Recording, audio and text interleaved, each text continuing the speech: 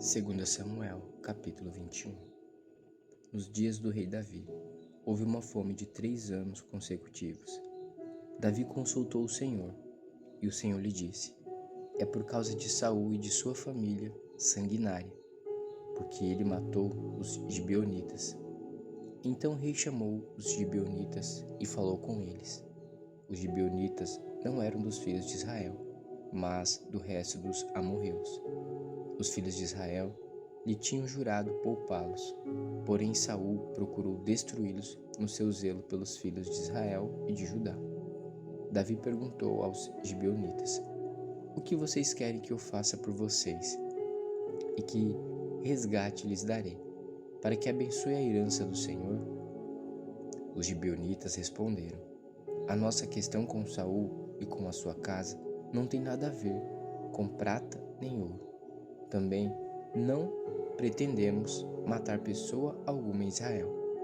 Então Davi disse: o que vocês disserem, isso farei por vocês.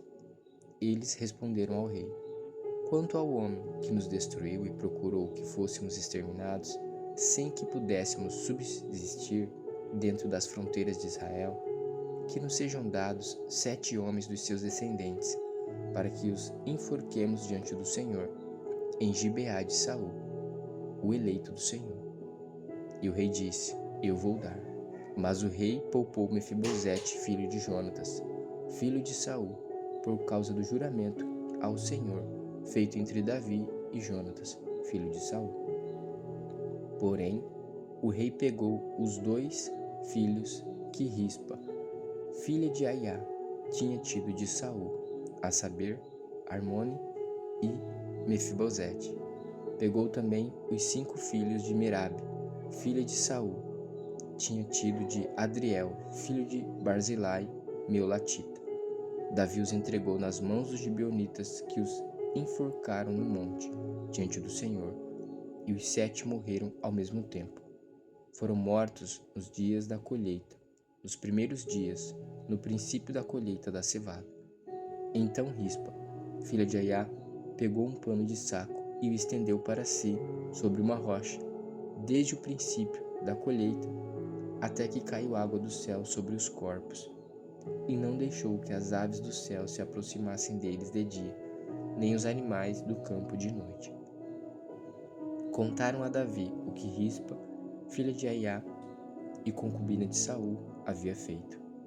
Então Davi foi e tomou os ossos de Saul e os ossos de Jonatas, seu filho, e dos moradores de Jabes de Gileade, os quais os furtaram da praça de Bet-sean, onde os filisteus os tinham pendurado no dia em que mataram Saul e Giboa. Dali transportou os ossos de Saul e os ossos de Jonatas, seu filho, e ajuntaram também os ossos dos enforcados. Sepultaram os ossos de Saul e de Jonatas, seu filho, na terra de Benjamim, em Zelá, no túmulo de Quis, seu pai. Fizeram tudo o que o rei havia ordenado.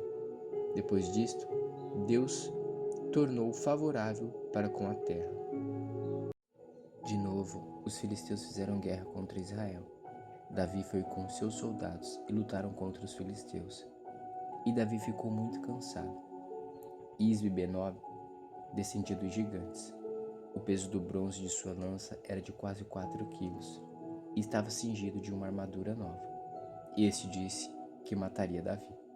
Porém Abisai, filho de Zeruia, socorreu Davi, atacou o filisteu e o matou. Então os homens de Davi lhe juntaram, dizendo: nunca mais o Senhor sairá conosco à batalha, para que a lâmpada de Israel não se apague. Depois disto, houve ainda, em Gob, outra batalha contra os filisteus.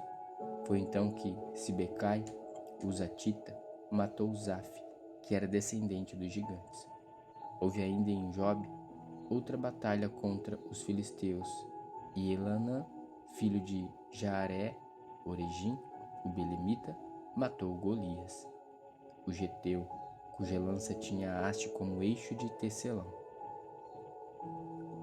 Houve ainda outra batalha em Gate. Ali havia um homem de grande estatura, que tinha 6 dedos em cada mão e em cada pé, 24 ao todo. Também este descendia dos gigantes. Quando ele insultou Israel, Jonatas, filho de Simeia, irmão de Davi, o matou. Esses 4 eram descendentes dos gigantes em Gate e foram mortos por Davi e seus soldados.